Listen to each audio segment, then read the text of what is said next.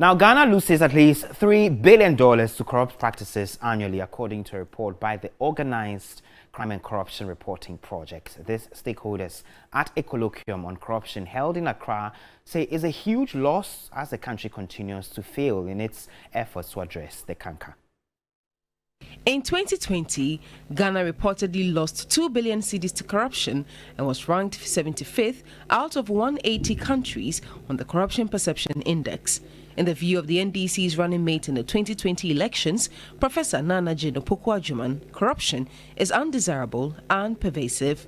There are countries that uphold the good principles that we all want, and they apply them fairly and impartially. There are places in this world where corruption is not tolerated, and dishonest acquisition of wealth is frowned upon and sometimes severely punished. We should tackle it. And you all know we can. Yes, some heads will roll, so let them.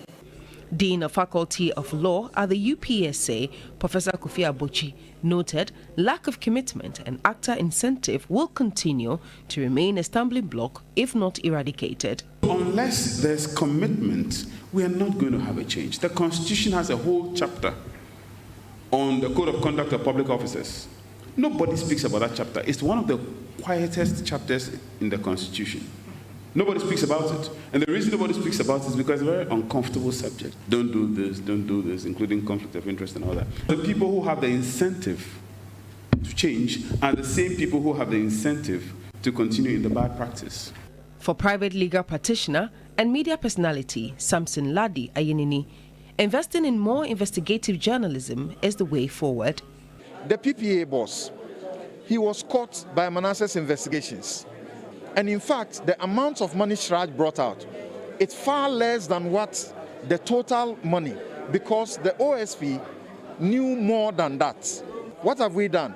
Get out of the work, the office. End of the story. Is that all the punishment the person can get for that kind of, thievery?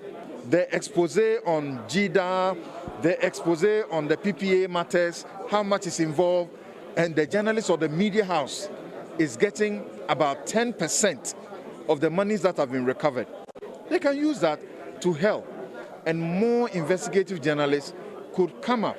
The Center for Ethical Governance and Administration, a research think tank, believes the full application of sections of 1992 Constitution, which mandates institutions to prosecute and surcharge culprits, must be fully enforced.